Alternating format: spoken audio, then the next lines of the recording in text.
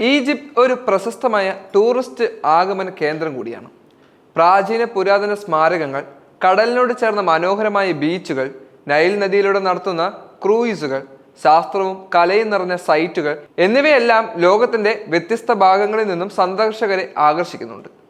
പുരാതന ഈജിപ്ഷ്യൻ സംസ്കാരത്തിന് പ്രശസ്തമാണ് ഈ രാജ്യം. ഗിസയിലെ പിരമിഡുകൾ, സ്ഫിങ്സ് തുടങ്ങി ലോകത്തിലെ ഏറ്റവും പ്രശസ്തമായ സ്മാരകങ്ങളിൽ ചിലത് ഈജിപ്തിലാണ് സ്ഥിതി ചെയ്യപ്പെടുന്നത്. തെക്കൻ നഗരമായ ലക്സറിൽ ഒരുപാട് പുരാതന സ്മാരകങ്ങളുമുണ്ട്. കർണക്ഷേത്രം, രാജാക്കന്മാരുടെ താഴ്വര എന്നറിയപ്പെടുന്ന വാലി ഓഫ് കിങ്സ് തുടങ്ങിയവ ഇതിൽ ഉൾപ്പെടുന്നുണ്ട്. ഇന്ന് ഈജിപ്ത് മധ്യപൂർവ്വ ദേശത്തെ ഒരു പ്രധാന രാഷ്ട്രീയ സാംസ്കാരിക കേന്ദ്രമാണ്. ഇവിടെ കാണാൻ പറ്റുന്ന കുറച്ച് സ്ഥലങ്ങളെ പറ്റി നമുക്കൊന്ന് പരിചയപ്പെടാം. Pyramid of Giza. ഗിസയിലെ ഗ്രേറ്റ് പിരമിഡ് ഏറ്റവും വലിയ ഈജിപ്ഷ്യൻ പിരമിഡാണ്. പഴയ രാജ്യത്തിന്റെ 4ാം രാജവംശ കാലത്ത് ഭരിച്ചിരുന്ന ഫറവോ ഖുഫുവിന്റെ ശവകുടീരമായിരുന്നു ഇത്. ഏകദേശം 26 വർഷക്കാലം BC 2600 നിർമ്മിച്ച ഈ പിരമിഡ് പുരാതന ലോകത്തിലെ 7 അത്ഭുതങ്ങളിൽ ഏറ്റവും പഴക്കമേറിയതും വലിയ തോതിൽ കേടുകൂടാതിരിക്കുന്ന ഒരേ ഒരു അത്ഭുതവും കൂടിയാണ്. യുനെസ്കോയുടെ ലോക പൈതൃക സ്ഥലമായ ഫെമിൻസും അതിൻ്റെ നെക്രോപോളിസും ഭാഗമായ ഗിസ പിരമിഡ് സമുച്ചയത്തിന്റെ ഏറ്റവും പ്രശസ്തമായ സ്മാരകങ്ങളിൽ ഇത് ഉൾപ്പെടുകയും ചെയ്യുന്നുണ്ട്. രണ്ടാമതായിട്ടുള്ള സ്ഥലമാണ് കൈറോ. ഈജിപ്തിൻ്റെയും കെയ്റോ വർണ്ണത്തിൻ്റെയും തലസ്ഥാനമായ ഏറ്റവും വലിയ നഗരമാണ് കൈറോ. 10 ദശലക്ഷത്തിലധികം ആളുകൾ ഇവിടെ താമസിക്കുന്നുണ്ട്. ആഫ്രിക്ക, അറബ് ലോകം, മിഡിൽ ഈസ്റ്റിലെ ഏറ്റവും വലിയ നഗര സംയോജനത്തിന്റെ ഭാഗമാണിത്.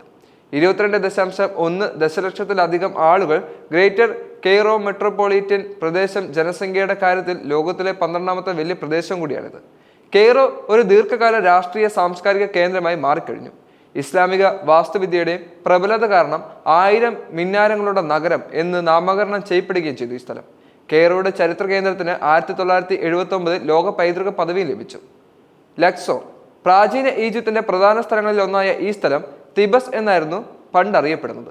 കർണക്ഷേത്രം പോലുള്ള പ്രാചീന ഈജിപ്തിലെ ഏറ്റവും വലിയ ക്ഷേത്രങ്ങൾ, ഈ ക്ഷേത്രം ഈ പ്രദേശത്തെ ഏറ്റവും വലിയ ആകർഷണങ്ങളിൽ ഒന്നാണ്.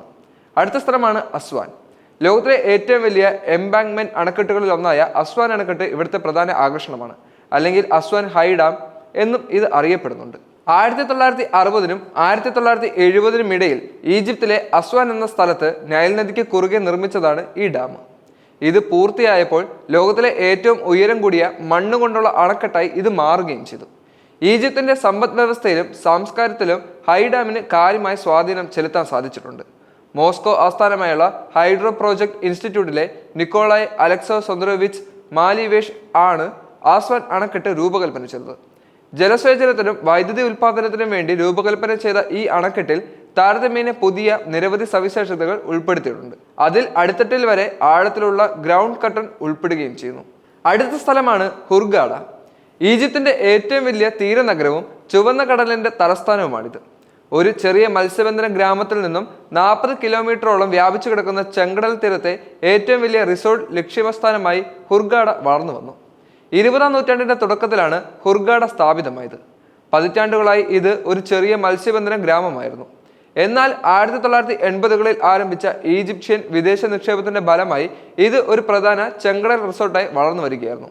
യാച്ചിങ്, സ്കൂബ ഡൈവിംഗ്, സ്നോർക്കലിംഗ് എന്നിവയുള്ള സൗകര്യങ്ങൾ ഹോളിഡേ റിസോർട്ടുകളും ഹോട്ടലുകളും ഇവിടെ പ്രദാനം ചെയ്യുന്നുണ്ട്. നഗരം, ജലവിനോദങ്ങൾ, രാത്രി ജീവിതം, ചൂടുള്ള കാലാവസ്ഥ എന്നിവയ്ക്ക് പേരുകേട്ട ഒരു ടൂറിസ്റ്റ് ഡെസ്റ്റിനേഷൻ കൂടിയാണ് ഈ സ്ഥലം.